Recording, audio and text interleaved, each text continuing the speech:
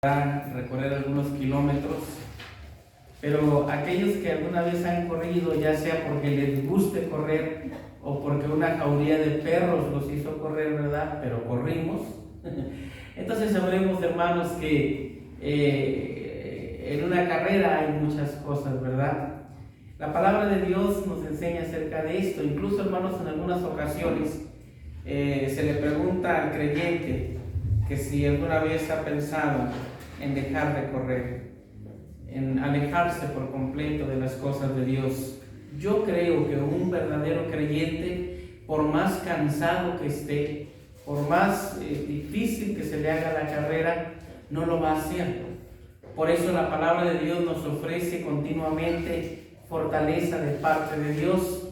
Nosotros solos, hermanos, no podríamos con esta carrera. Es muy difícil correr esta carrera, pero constantemente encontramos en la Biblia textos de ayuda, de esperanza, ¿verdad? Aquellos textos que dicen, por ejemplo, los que esperan en Jehová, ¿qué dice? Nuevas fuerzas tendrán.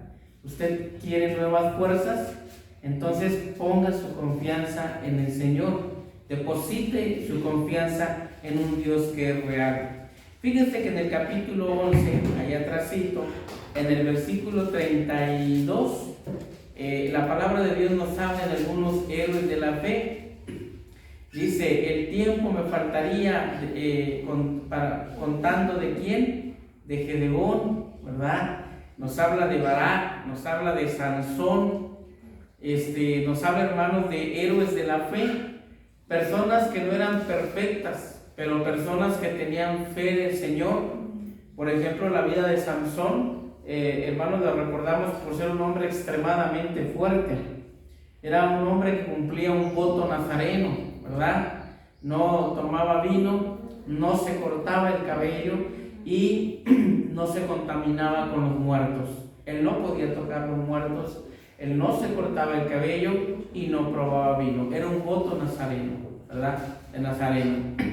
Entonces, este hombre, hermanos, era increíble lo que Dios hacía con él. Un día luchó contra un ejército y mató a cientos de soldados con la quijada de un burro. Así lo dice la Biblia, ¿verdad? Y nos llama la atención estas maravillas y portentos que hacían estos hombres.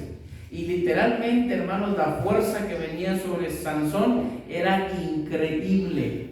Entonces, dice el Señor, ¿verdad? Que Sansón pues tenía, así como nosotros, diferentes defectos y cosas, pero los habla la Biblia también de Jefté, ¿verdad? De David, así como de Samuel y de los profetas. ¿Qué hicieron estos hombres? Dice, por fe. ¿Qué hicieron por fe? Dice, conquistaron reinos. ¿Sí, hermanos? Dice la Biblia, hicieron justicia, alcanzaron promesas, taparon bocas de leones. O sea, estamos hablando de hombres que fueron echados a la fosa de los leones para ser despedazados por ellos. Y el milagro era de que los leones no pudieron abrir sus bocas para tragarlos. Y uno dice, pastor, ¿de verdad esas cosas sucedieron? ¿A poco Sansón era como Hércules, el de la mitología, verdad? ¿A poco sí había un hombre con una fuerza increíble? Sí, la Biblia enseña que sí. ¿Y sí había gigantes en la tierra? Sí, la Biblia enseña que había gigantes. El último del que tenemos conocimiento era de Goliat, ¿se acuerdan, hermanos? Un hombre que medía casi 3 metros. Busca en internet al hombre más grande del mundo. Bueno, no lo va a encontrar de 3 metros y ya el de 2,5 se ve enorme. Pero había gigantes en la tierra, hermanos. Y dice la palabra de Dios que a Daniel lo echaron en un foso y en ese foso estaba lleno de leones hambrientos. Y dice la palabra que Daniel oró al Señor, el Señor tapó la boca de los leones. Y uno dice, hermano, ¿y es posible que yo pueda experimentar en mi vida este tipo de milagros hoy en día? Y yo le puedo decir que basado en la palabra de Dios, sí los podemos experimentar, ¿verdad? Hoy en día, hermanos. Me parece que era Pat Juan, es un nombre inglés, hermanos. Un hombre que se fue con su esposa a unas islas de caníbales a predicarles el evangelio. Yo no sé qué pensaría, ¿verdad? Pero él fue a esas islas y dice que llegó un momento en que toda la tribu se reunió. Esto es real, no es una anécdota, es algo real. Que él mismo contó.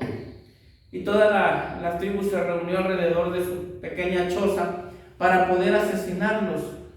Él dice que viendo que no podían huir, entonces él y su esposa se arrodillaron y se pusieron a orar, quizá resignándose un poquito, ¿verdad?, a que no podían huir, hermanos. La palabra de este varón dice pues que él comenzaron a orar, comenzaron a implorar la protección de Dios. Y después, esta gente, según sus ritos, estaba bailando, danzando y haciendo fiesta porque pues los iban a matar y los iban a comer también, ¿verdad? Pero después de un tiempo, hermanos, todo el murmullo cesó, todas las voces callaron y se fueron retirando uno a uno, se fueron retirando del lugar. Pasó un año y el jefe de aquella tribu, hermanos, se convirtió a Cristo. Y fue cuando el misionero le pudo preguntar, ¿qué fue lo que pasó aquella noche? ¿Por qué no nos atacaron? Entonces el jefe de la tribu le dijo, pues ¿cómo te íbamos a atacar si había cientos de hombres ahí contigo? Hombres grandes, hombres fuertes, con espadas en las manos. No podíamos atacar así. Y él le dice, bueno, es que realmente yo estaba nada más con mi esposa. Dice, no, tú no estabas solos, había ahí cientos de hombres. ¿Será que Dios mandó una legión de ángeles para proteger a su siervo en respuesta a la oración? ¿Será que Dios nos sigue cuidando a veces sin darnos cuenta? ¿Será que el Señor nos ha librado de la muerte a muchos de nosotros, hermanos? Yo creo que sí. A veces estamos cansados quizá, pero dice la Biblia, no nos cansemos pues de hacer el bien, porque a su tiempo segaremos si no desmayamos. La Biblia dice que estos hombres taparon bocas de leones, apagaron fuegos impetuosos, evitaron filo de espada, o sea, evitaron la muerte, sacaron fuerzas de la debilidad, hermanos. Cuando pensaban que ya no podían más, cuando pensaban que era un momento para rendirse, cuando pensaban que la enfermedad los había vencido, sacaron fuerzas de la debilidad a través de la oración y de la fuerza que da el Señor a través de su palabra. Se hicieron fuertes, dice, en batallas, pusieron en fuga ejércitos extranjeros. Cuando David miraba aquel costal de músculos de tú a tú, le decía, tú vienes a mí con espada y vienes con jabalina, pero yo vengo a ti en el nombre de Jehová de los ejércitos, a quien tú has vituperado, a quien tú has blasfemado, a quien tú has ofendido. Y David le habla de tú a tú. Pueden imaginarse a David con una medida promedio, con un gigante de casi 3 metros, diciéndole que le iba a cortar la cabeza. Y David no se amedrentó ante esta situación. ¿Qué era lo que movía a David? ¿Era un hombre valiente en sus fuerzas? Ese mismo hombre dijo alguna vez, aunque un ejército acampe contra mí, no temerá mi corazón. Aunque contra mí se levante guerra, él dijo, yo estaré confiado. Una cosa he demandado a Jehová, y esta buscaré, que esté yo en la casa de ¿quién? De Jehová, todos los días de mi vida, para inquirir, ¿verdad? En su santo templo, para contemplar la hermosura de Jehová e inquirir en su santo templo. ¿Se dan cuenta, hermanos, de dónde provenía el valor y la fuerza que David tuvo, no solamente para vencer un león, no solamente para vencer un oso, no solamente para vencer a un Goliat, sino para levantarse de la traición, para levantarse de los problemas familiares y los problemas que como rey tenía? cuando él experimentaba la traición, cuando experimentaba la murmuración, cuando decía que ya no podía más. Pero él, en algunos momentos de intensa amargura, él decía que David se fortalecía en Jehová. Y ese es, hermanos, nuestra esperanza también hoy en nuestros días. Por eso David, yo le creo cuando él dice, aunque un ejército acampe contra mí, no temerá mi corazón. Yo le creo porque era un guerrero. Yo le creo porque se enfrentó ante un hombre demasiado grande y no tenía su corazón. Y él decía, aunque contra mí se levante guerra, yo, ¿qué dice? ¿Estaré qué? Yo estaré confiado. Pero aquí va lo bonito. Una cosa he demandado de Jehová, y esta buscaré, que esté yo en la casa de Jehová, para contemplar ¿qué? La hermosura. Porque déjeme decirle que nuestro Dios es hermoso, hermano. Y si usted no puede percibir la hermosura de Dios en su casa, tiene un problema de miopía espiritual. Pero David podía contemplar la hermosura de Jehová e inquirir, o sea, meditar en su santo templo. ¿A qué venimos aquí, hermanos? Venimos a meditar. El resto de la semana a veces estamos muy ocupados en el trabajo. ¿Por qué no decirlo? Preocupados y ocupados. Pero este es un momento, hermanos, de refrigerio espiritual, de calmar nuestra mente, de calmar nuestro corazón, de entender que nuestras fuerzas vienen del Señor, de comprender que usted no está solo, que Dios está con usted, que ese trabajo, que ese problema familiar, que se lo debemos poner al Señor, que Dios le va a ayudar, que Dios le va a asistir y que no debe dudarlo, porque si algunos taparon bocas de leones, porque si algunos apagaron fuegos impetuosos, evitaron filo de espadas, ¿por qué nosotros no hemos de lograr hacer algo similar si confiamos en el Señor? ¿O acaso la fe de ellos era más grande que la de nosotros? ¿O acaso, hermanos, ellos sí podían tener esta fe y nosotros no? No, eran mejores que nosotros. Déjeme decirle que no. Sansón batallaba mucho con la carne en relación con su vida moral. David, siendo un rey, el mejor rey que ha tenido Israel, batalló con muchos problemas de asesinato y adulterio. Noé, hermanos, después de que bajó del arca, experimentó quizá incidentalmente una borrachera. Y tenemos a hombres en la Biblia en los que Dios no solamente pinta sus debilidades, sino pinta sus fortalezas. Tenemos hombres en proceso. Tenemos a un Pedro muy gruñón. Tenemos a un Juan que estallaba. Le decía el Señor Jesucristo a ellos que eran hijos del trueno, porque ellos eran así, su carácter era impulsivo. Y tenemos a hombres, chéquelos en la Biblia y se va a dar cuenta, va a decir, Abraham no era así como yo pensaba. No, pues claro que no, era un hombre como usted y como yo. El gran patriarca Isaac, ¿verdad? Tenía defectos también. Y así nómbreme a cualquiera y le puedo dar un defecto, hermano. Pero también vea en la Biblia lo que Dios hizo con los defectos de esos hombres. Los procesó, los amó, los cambió, los disciplinó, los levantó, los ayudó y los llevó a potencializar todas aquellas bendiciones que Dios, hermanos, ya había derramado en sus vidas.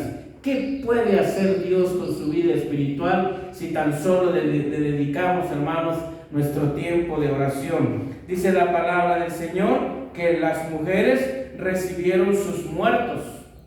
¿De qué estamos hablando? De resurrecciones. Por ejemplo, el hijo de la viuda de Naín. Hermanos, la viuda tuvo una bendición.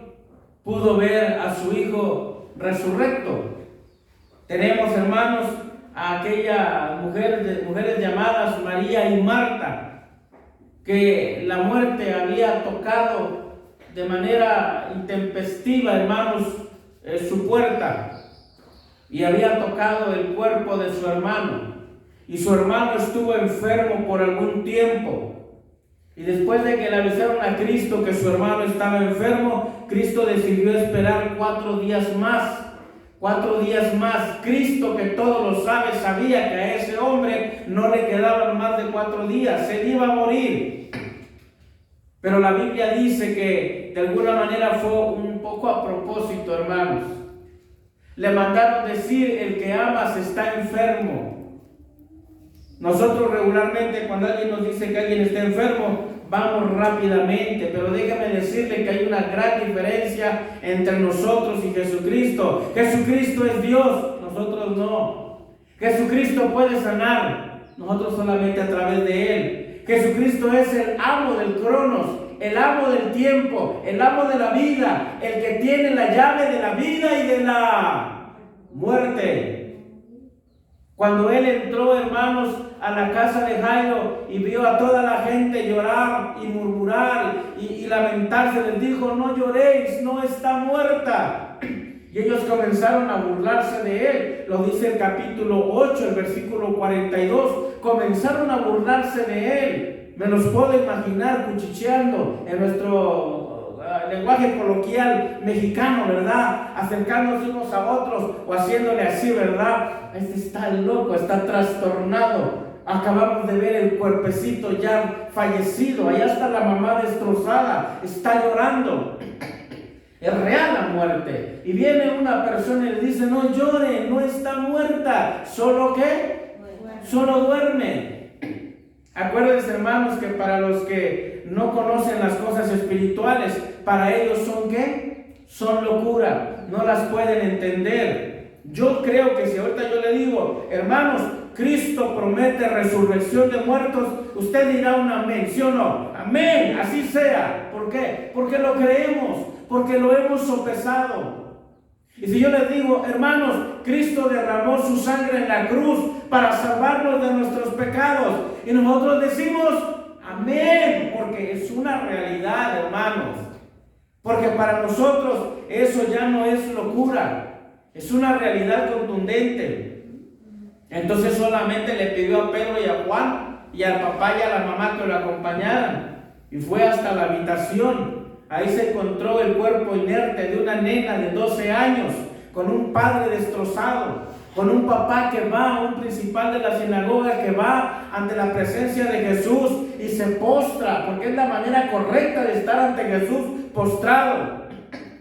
A un hombre que se quita la elegancia, el orgullo religioso, y va ante el Señor Jesucristo y le suplica y le dice: Señor, ven a mi casa. Hay un problema real en mi casa. Hay una situación que mi religión no puede arreglar, que mis largas oraciones no pueden disipar. Hay una situación tan triste, tan funesta, tan terrible, que necesito a alguien que me ayude. Y tenemos a un hombre que está suplicando por la vida de su hija, hermanos. En el camino, la palabra de Dios dice que una mujer tenía un problema de flujo de sangre. Y la Biblia enseña que la mujer va tras Jesús, ¿se acuerdan? Toca el borde de su manto y al instante dice que el mal paró. Jesús, sintiendo que salió poder, pregunta: bueno, ¿quién me tocó? Pedro le dice: Señor, la gente te va empujando, la gente te va oprimiendo y tú dices: ¿quién me tocó? No, es que alguien me tocó. ¿Y cómo? Porque sentí que salió poder de mí. Me encanta esa frase, ¿sabe por qué, hermano? Porque Cristo está lleno de tanta gracia. Escúcheme esto. Cristo está tan lleno de tanta gracia que si una persona en la actitud correcta, en la fe correcta, quizás sin pedirle permiso y por detrás y sin siquiera tocar su cuerpo, sino su manto lo toca con una fe inigualable, el poder sale. ¿Me estoy explicando? Así era Jesús, porque la gracia es eso, cuando se nos da algo sin que nosotros lo merezcamos. Es que la mujer no fue a la parte del frente de Jesús y le suplicó que la sanara. Aparentemente, humanamente, Jesús ni se dio por enterado que alguien lo tocó. Claro que lo sabía, pero humanamente no le pidieron eso. Entonces me encanta la parte que dice: es que poder salió de mí. Y la mujer, temblando al sentirse descubierta, dice que se postró ante él. Segunda persona que se postra, es la actitud correcta. Uno lo hace antes de pedir el milagro y otra lo hace después de recibir el milagro. Y le confiesa delante de todo lo que hizo.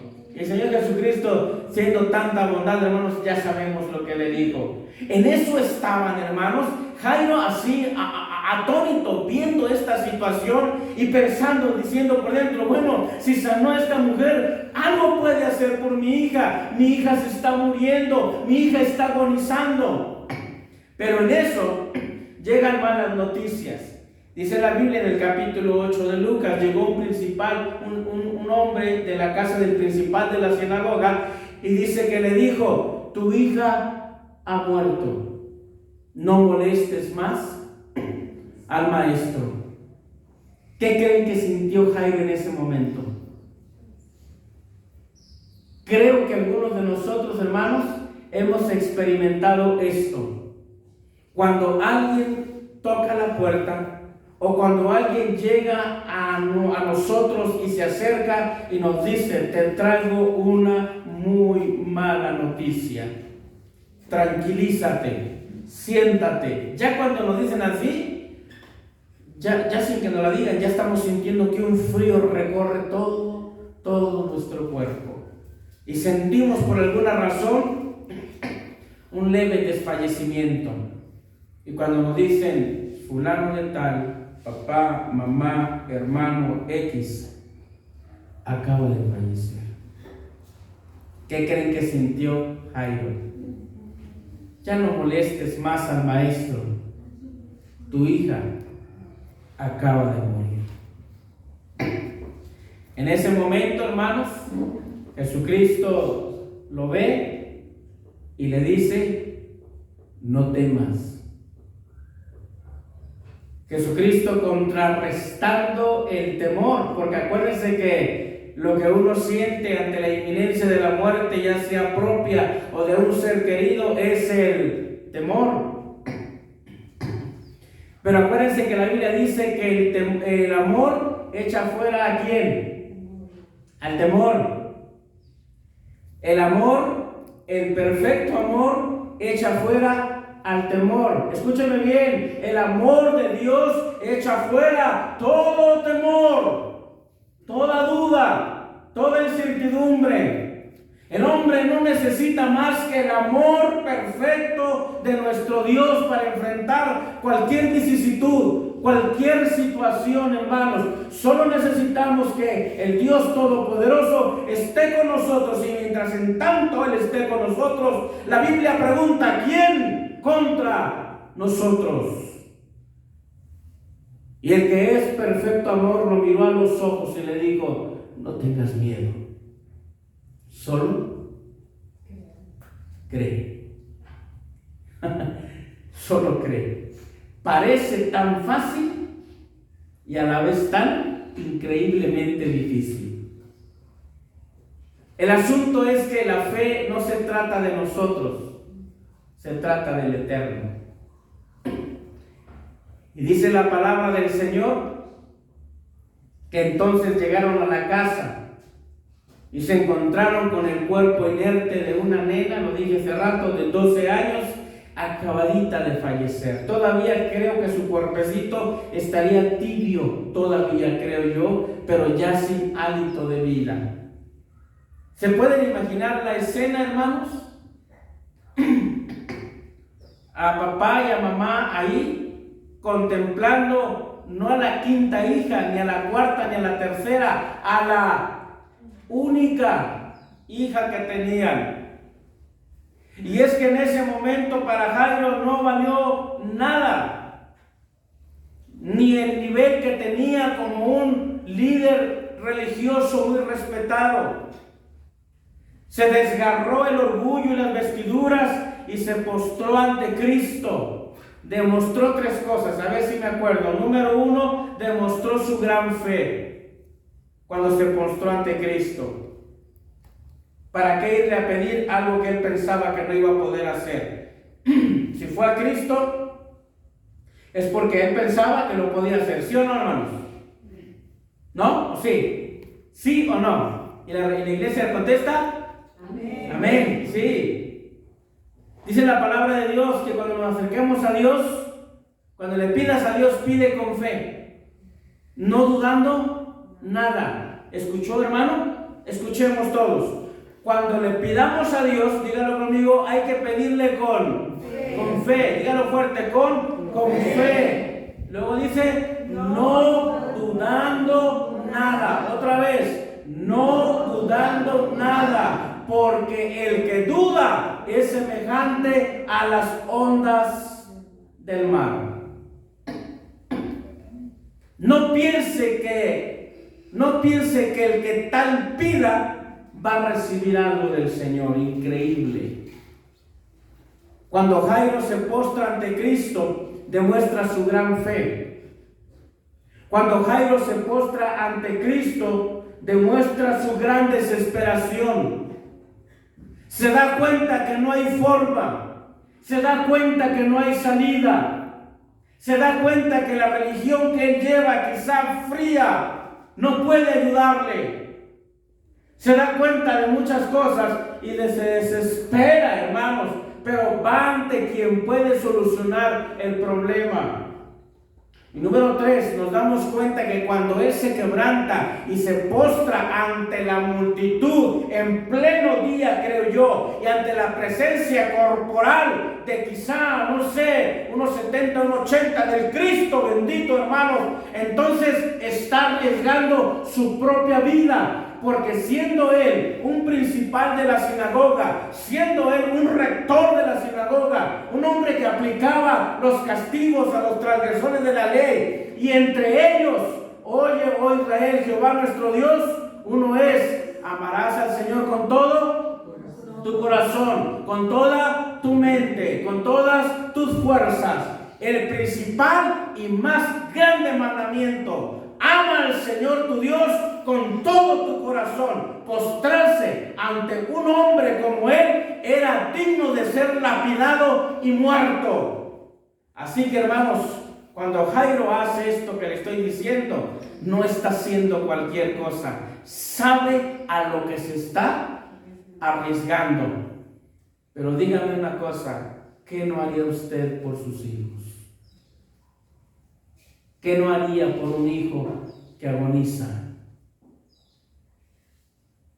Entran a la casa y ante ese cuerpecito recién fallecido, el Señor Jesucristo, me parece, según la narración bíblica, que toma de la mano a la niña.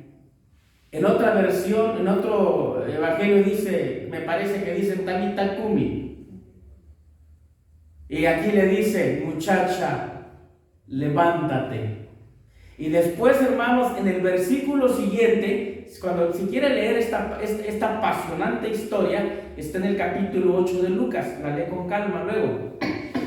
Pero si quiere leer esta historia maravillosa, en el siguiente versículo, hermanos, la palabra de Dios nos devela, o sea, nos revela. Escúcheme bien. Nos revela lo que pasa cuando una persona muere. Fíjese lo que pasa. Cuando él toma a la niña de la mano y le dice, Talita Kumi, le dice: muchacha, levántate. Dice la palabra de Dios, hermanos, que en el mundo espiritual dice que el espíritu que hizo regresó. El fenómeno muerte implica que cuando una persona pierde la vida, es que el espíritu, el alma del ser humano, sale ¿de dónde? Del cuerpo, y va a un lugar. Y solamente Cristo tiene, acuérdense que dijimos, el poder de dar vida y de la muerte. Que Él tiene las llaves de la vida y de la muerte. Que Él es el Señor de señores. Y esto implica muchas cosas, hermanos. Que Él es el Rey de los reyes. Que Él es el poder supremo, que Él tiene poder en el mundo material y en el mundo espiritual, que Él puede, si quiere, resucitar a todos los muertos y llamar sus espíritus y ponerlos dentro otra vez de ese cuerpo. Y lo hizo. y el espíritu de la niña regresó. Y la niña despertó. Y lo primero que dijo Cristo fue: denle de comer. Yo no sé, no lo dice la Biblia, pero estoy segurísimo que los papás tuvieron una larga plática con esa niña, porque la curiosidad humana es grande. Yo le preguntaría: ¿dónde estuviste? ¿Qué viste?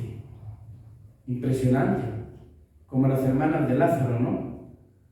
Mucha gente se juntó en la casa de Lázaro porque supieron que había resucitado. Así que, mis amados hermanos, las mujeres recibieron sus muertos mediante resurrección, mas otros fueron, fíjense bien, atormentados, no aceptando el rescate a fin de obtener mejor resurrección.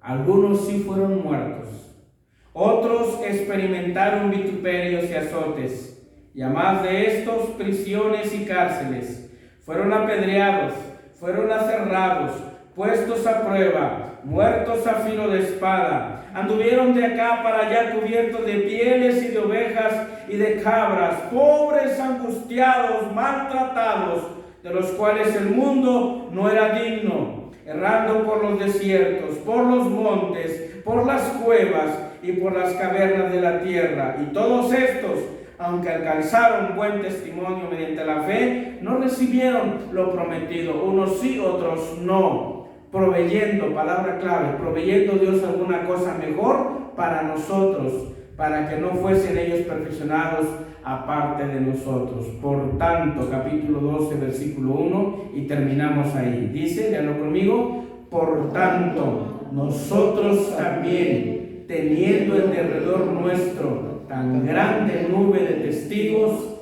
despojémonos de todo peso y del pecado que nos asedia, y corramos con paciencia la carrera que tenemos por delante. Versículo 2: puestos los ojos en Jesús, el autor y consumador de la fe, el cual por el gozo puesto delante de él sufrió la cruz, menospreciando el oprobio, y se sentó a la diestra del trono de Dios. Amén, hermanos. Amén. ¿Hay razón para seguir adelante? Amén. Sí la hay. ¿Hay razón y motivos para no echarnos para atrás? Le pido que se ponga de pie.